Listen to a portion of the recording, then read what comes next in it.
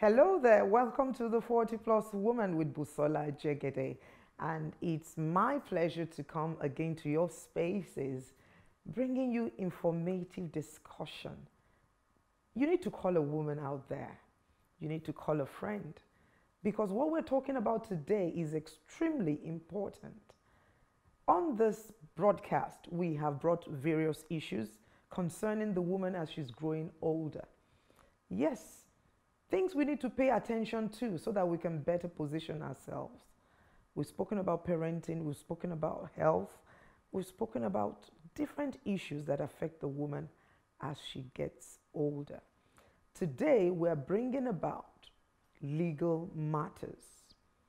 Another dimension, even furthering what we have said before in earlier episodes about legal matters. On this particular broadcast, we have awesome information for you as a woman on how to guard yourself, on how to protect your status in different relationships that you're in. And so, I don't want you to go away. I want you to grab a drink. You stay right there. Don't touch the dial. We'll be right back. La, la, la, la, la, la, la. La, la, la.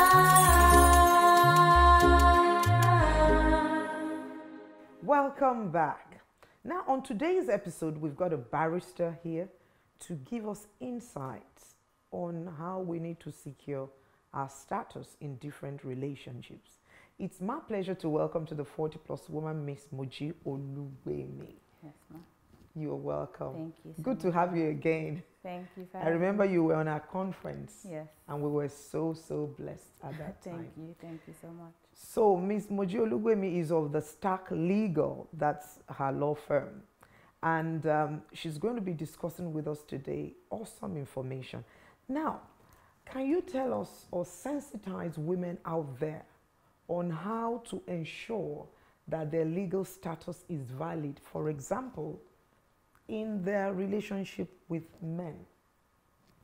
I will not say marriage because some are not married and some are married. So can you tell women out there how they can secure the status? Okay, thank you very much, Ma. Thank you for having me on the show. This topic is one of the things that I'm very passionate about. And I've seen all sorts of instances and all sorts of situations where women feel that they have been shortchanged, or women also feel that they have been properly protected or taken care of, only to find out later that they actually were not.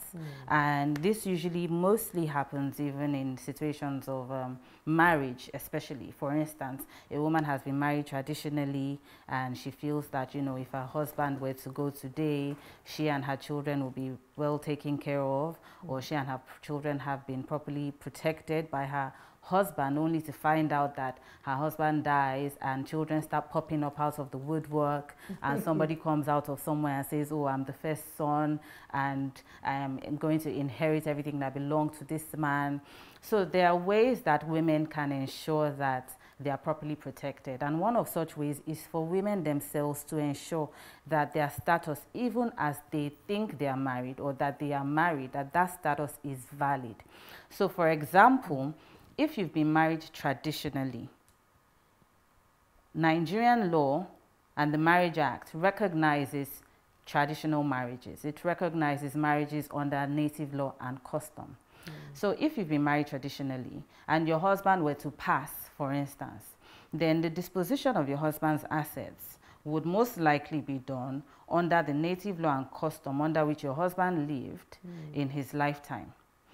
If, for instance, your husband were to marry more than one wife, which the native law and customs accepts, if your husband were to marry more than one wife, for instance, and all of them were married under native law and custom, then the disposition of your husband's assets will still be done under native law and custom. But if for whatever reason, for instance, your husband were to have married a wife before he married you, and that wife was married under the Marriage Act, as we say, aka court marriage. He took her to court, as we say in these parts.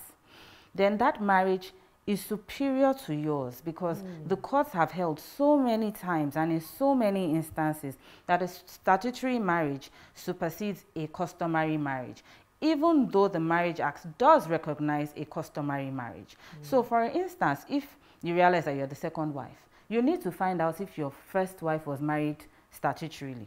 Because if she was married statutorily, if she was taken to the registry and she's married legally, if that husband should pass on, that lady, that first wife, is the highest ranking person who would apply for the letters of administration of this man. So she would be the one who would run his assets. She would be the one who would apply for letters of administration. She would be the one who would run his assets. And you and your children will be left, you know, without anything and not taken care of, not protected by your husband in any way. So it's possible that some women don't even know the status of their own situation. Is, you know, sometimes you go to church, you get married, but then you realize that that church where you got married actually is not even a licensed institution for you to have gotten married. So what you've gone and done is a blessing of your union, and you've probably also done a traditional marriage, but you are not married legally. So if your husband were to decide, and we've seen all sorts of instances, you know, this is Nigeria, this is Africa, customary marriages are the norm. We've seen all sorts of instances where a man marries one wife, goes ahead to marry a second wife, goes ahead to marry a third wife.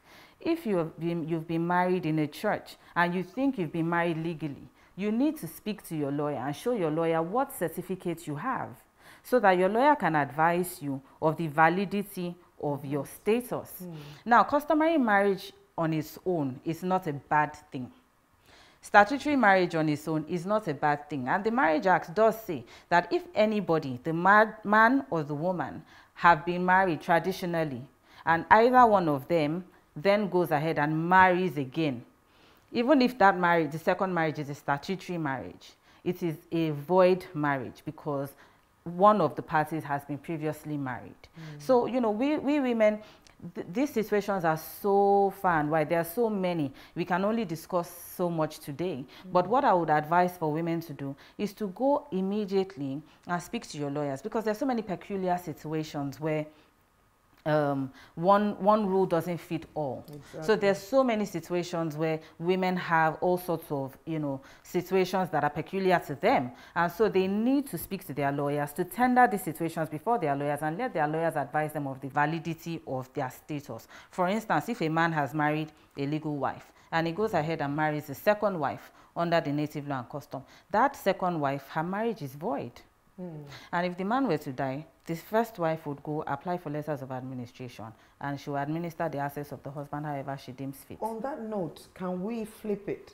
What if a man marries somebody under native law and custom? Yes.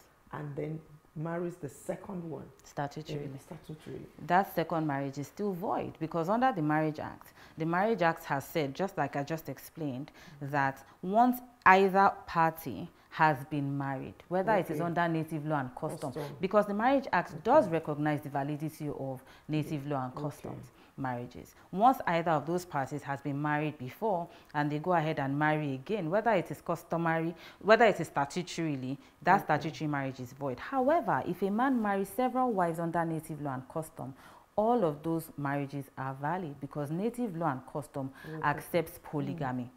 It is the Marriage Act that does not accept polygamy. So wherever that polygamy is coming from, either you were married first and then they bring a native law and custom marriage after you, that one is void. If you were the second one that was married and there was a marriage that was performed under native law and custom before you, your marriage is void, because the Marriage Act does not accept or provide for polygamy in any shape or form. Wow, it's a big lesson for us, and I'm sure if we look across Africa, you're going to see a similarity in this. In other regions, yes.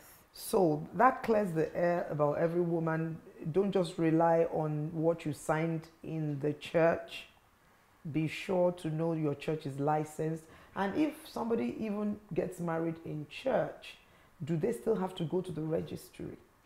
If your church is licensed to perform marriages, what your church would tell you is to go to the registry first to get a license. You would then bring that license to your church, and then your church would issue a certificate to you. Now, if it is a licensed church, what you're supposed to do is that a copy of that certificate is supposed to be submitted to the registry for their records. So the church is licensed by a registry to conduct marriages. So, but if it is just a church where they just issue you some piece of paper, nobody tells you anything about taking a copy of it to the registry for their records, then most likely they are not licensed to perform marriages. And what they probably do is a blessing of a marriage. So if you've been married traditionally, they've basically blessed your traditional marriage, but you are not in actual fact legally married. So let's move on from there. Can you sensitize women on how to ensure their status in business, for instance?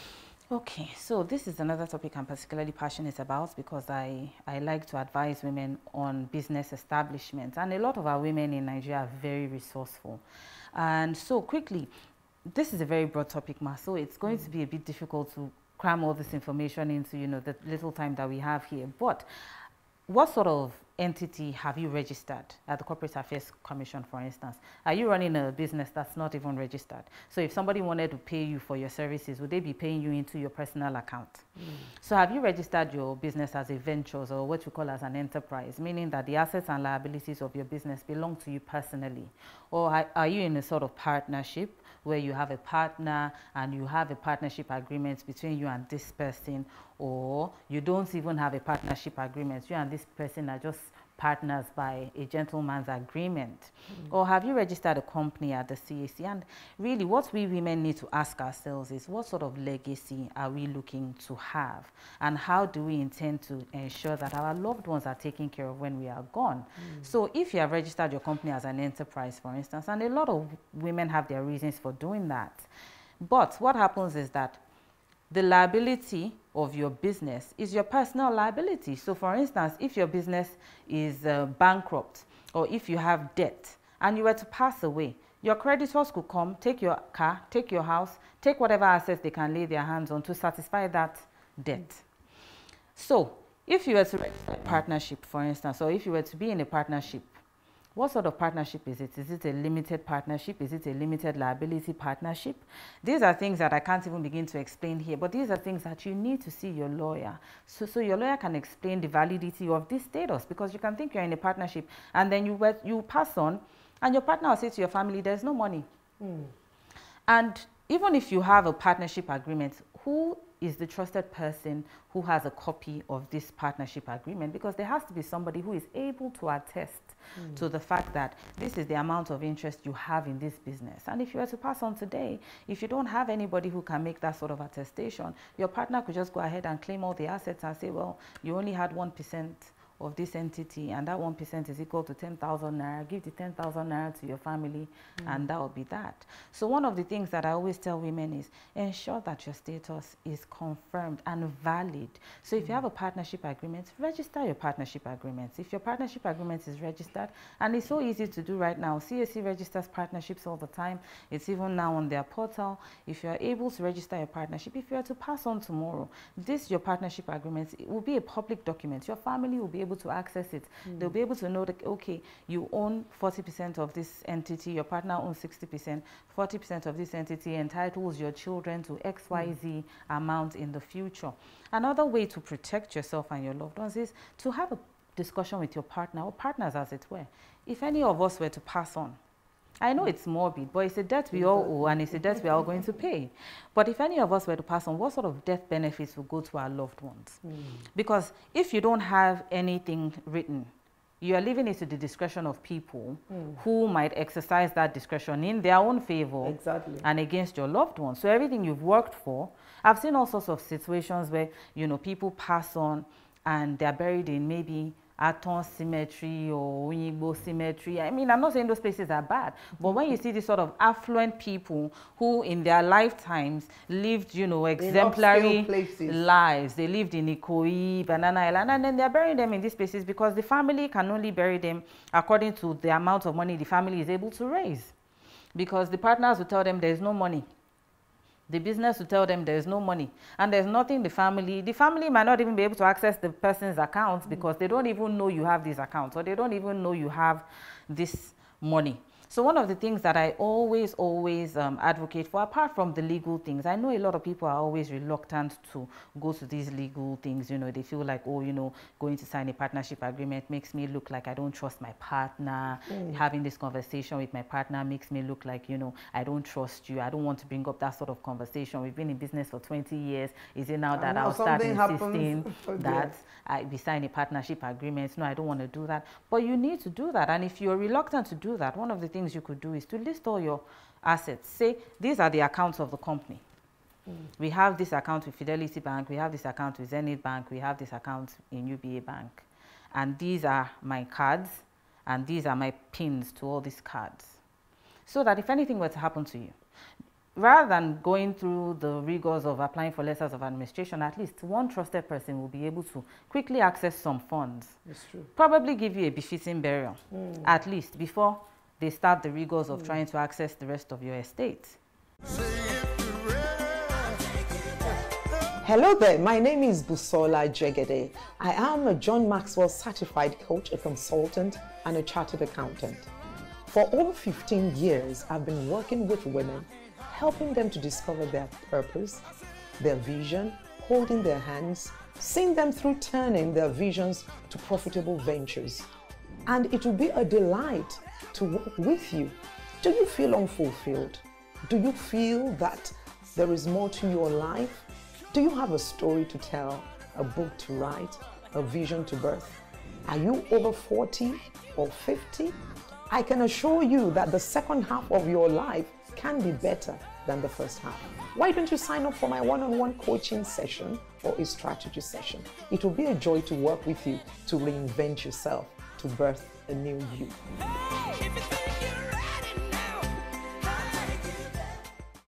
Deep points you're raising here, and I'm particularly intrigued at how some of us are naive when it comes to business, and sometimes a lot of people do get shortchanged. Yes. Now let's look at debts.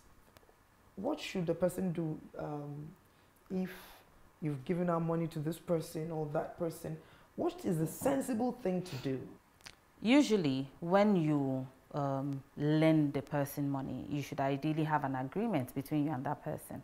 And usually, most agreements have a portion for a witness. So you should have a trusted person witness to that agreement. You should be someone that you've known for a long time, not your secretary, not your driver who just happened to be there, someone you could fire tomorrow and, you know, rehire, but someone who you know that if you were to pass on today, this is a person who will come and speak up in the family to say, oh, Mr. A actually lent Mr. B some money.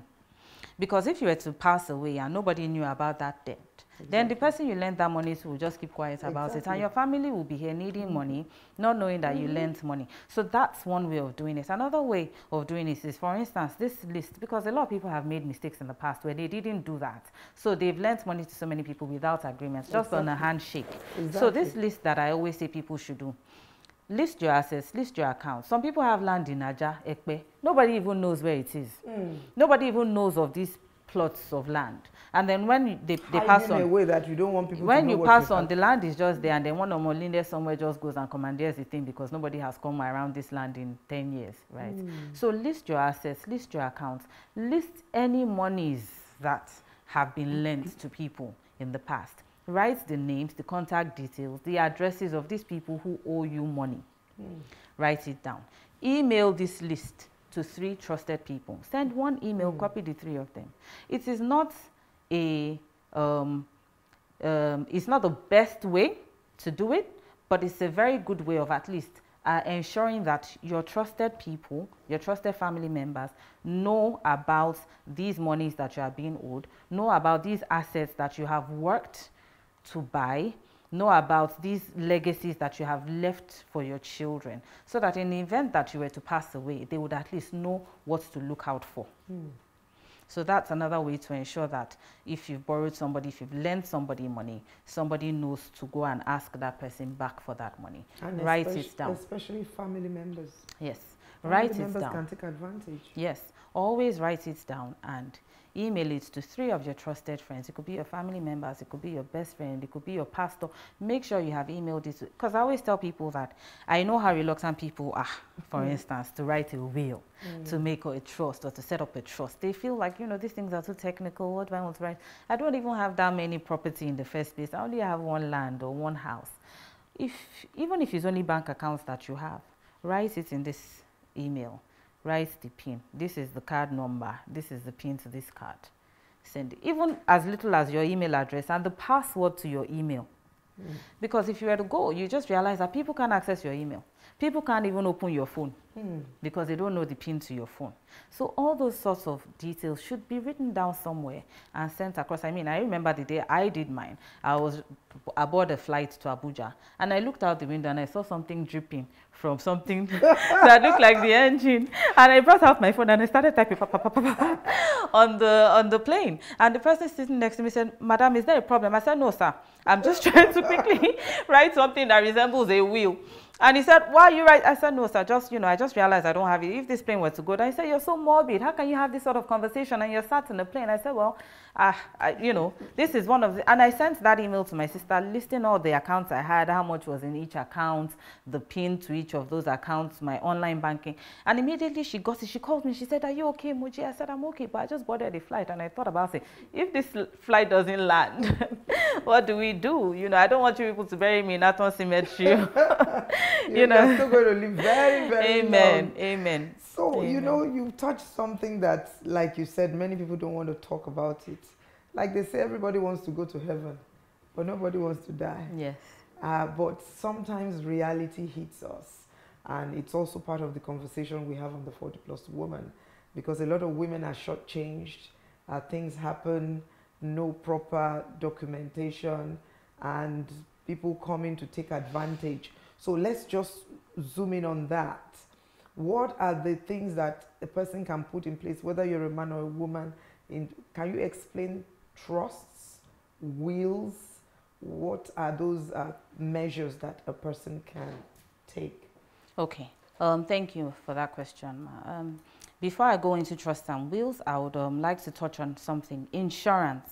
Okay. Insurance is also a key feature or a key thing that I feel that anybody, the general public, should do. And there are many insurance policies these days that also come with funeral costs and ensure that, you know, if you were to pass on today, that insurance policy would kick in, and then, you know, your funeral will be covered, at least to a certain extent, that you have also paid for. So that's one way of ensuring that your last wishes are at least taken care of. Now, to the issue of trusts. Trusts are, for me, one of the easier ways of ensuring that your loved ones are taken care of, because you can set up a trust as a living trust, for instance, which kicks in even in your lifetime. So you can set up this living trust. A person who sets up a trust is known as the settlor or the donor, and he's basically vesting title in assets to someone known as the beneficiary. And then he's also entrusting someone called the trustee to basically operate that asset or to run or manage that asset on behalf of the beneficiary. You could also have clauses which ensure that, or which provide that when the beneficiary is maybe of a certain age, then the beneficiary has full access to that asset. The living trust could also be set up to even appoint a successor trustee. Okay. In the instance that maybe the person who's been appointed trustee dies.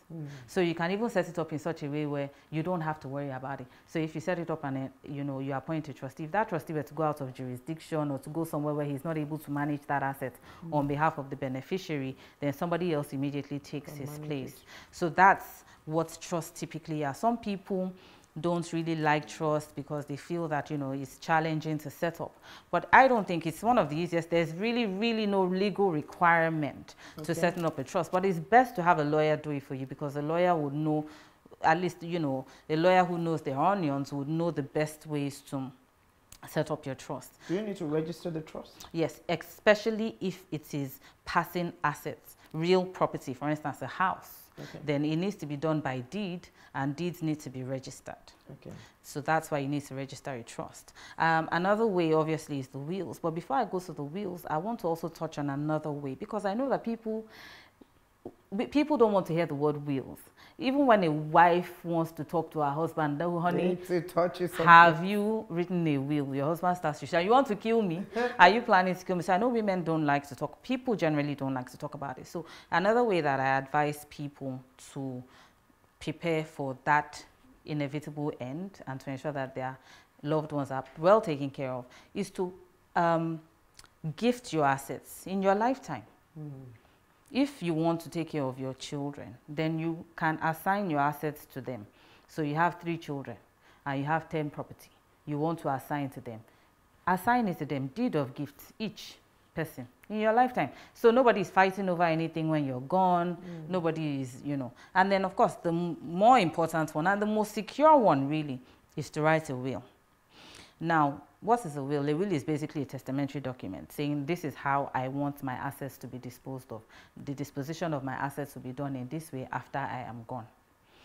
What are the advantages of making a will? It excludes, for one, the application of customary law. So even if I'm a Yoruba person or I'm an Igbo person, if I've made a will, nobody is going to say that it's the customary law that, you know, that of my village that would apply to the disposition of my assets. No, my will is here. My lawyer is bringing my will from probate registry where it has been registered. You can all see the seal being broken in front of everybody. This is my will. So it is what I have written down that will be done.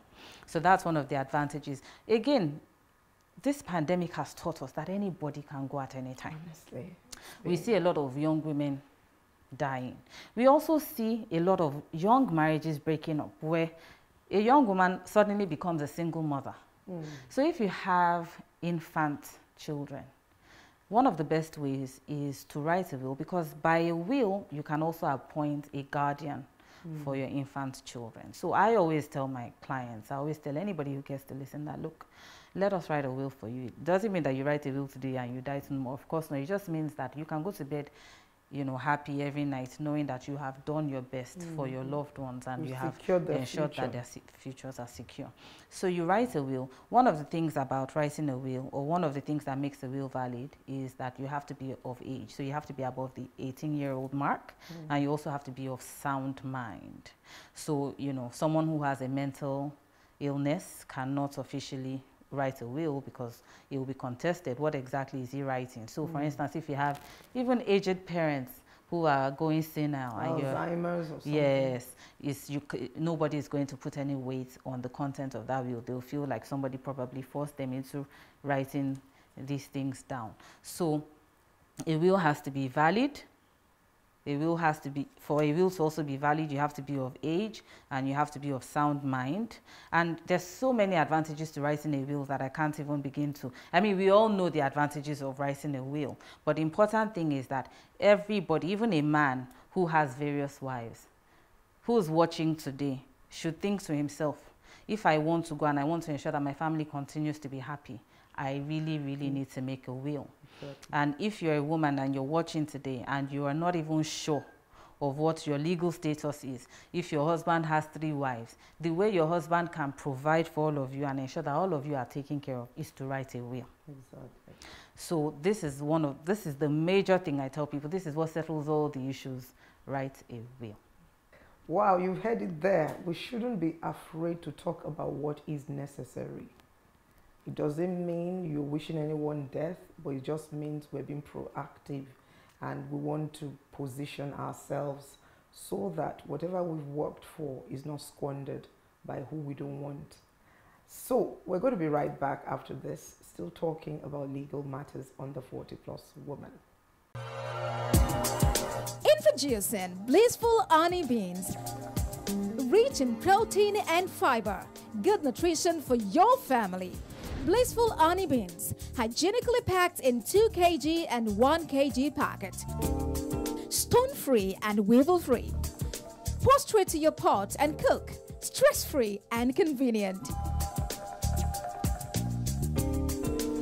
Order online and it will be delivered anywhere in Lagos. For other locations, call 070-8307-6210. Blissful Honey Beans. No stress.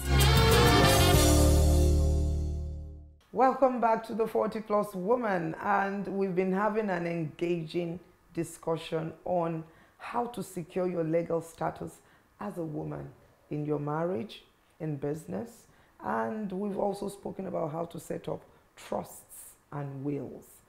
And I want to say a very big thank you to our guest today, Ms. Mujolubemi. Thank you so much for coming to the broadcast. Do you have any closing remarks? Yes, just a quick word for especially couples who are going through divorce. The pandemic also showed us that, you know, even as people are dropping, people are also, you know, ending their marriages. If you're going through a divorce and you've written a will, I think that the best thing for you to do is to quickly amend your will, because if you were to pass on in the process of that divorce, then the gift that you have given to your spouse in that will would not fail. But if for instance, you've written a will, you've given your spouse a house, and you're thinking because you're going through a divorce, that gift will fail anyway. What if you were to pass on before you? And for a lot of women as well, a lot of women actually are, you know, women are resourceful. They're doing great things these days. So women have given their spouses property in those wills, and you're thinking, well, during the divorce or at the end of the divorce, once the decree nisi becomes absolute, those gifts will fail. But what if you were to pass on, then your estranged husband will take all these assets, and then your loved ones would have nothing. So one of the things that I always say is, if you've written a will, if anything changes in your life, make sure you quickly update your will to reflect these changes in your life, and ensure that you take note of everything we've said here today. For instance, getting an insurance policy that covers funeral costs, making these notes and emailing it to 3 loved ones of all your assets, of everything that you have, passwords to your email accounts, passwords and pins to your mobile and online banking accounts, to ensure that if you were to go today, if God were to call you back into his loving arms today, your loved ones would be well taken care of. Wow, thank you so much. And so on that note, we're going to say bye for now on the 40+ Woman. Remember to join our Facebook group and our Instagram, where the conversation continues. My name is Busola Jegede. Thanks for watching. La la la la la la la la la la. We've been having a beautiful conversation on the 40+ Woman, talking about the 40+ woman and her legal status. How do you ensure that your status is legal in your marriage, in business relationships, and even how do you set up schemes to ensure that whatever you have worked for is kept for your loved ones? And we were able to get today that in your marriage, you must ensure that you're properly married. We looked at the traditional marriages. We looked at the marriage under the Marriage Act, the consequences if you are not married under the Marriage Act. And we also were able to find out that concerning our businesses, whether it's a partnership or an incorporated company, you need to put in the right structures. Get your businesses properly registered, your partnerships registered. It does not mean you don't trust your partner. It just means you're doing what is right. Also, our guest was able to tell us how to set up trusts. You can set up trusts for your children while you're still alive. You may be a single parent. And when you set up all these things, it's going to help to ensure your property or properties are not mismanaged when you're not there. Wills, sensitive matter, but necessary. Thank you so much for being with us on the 40+ Woman today. My name is Busola Jegede, and remember, I'm passionate about issues concerning women. Do remember to join our Facebook group, and also you can follow me on Instagram at Jegede Busola, and also the 40+ Woman. Bye for now. Like a diamond in the rough, you were built up to be tough. You were blessed beyond the curse by the power of the cross. So don't give up on the cause.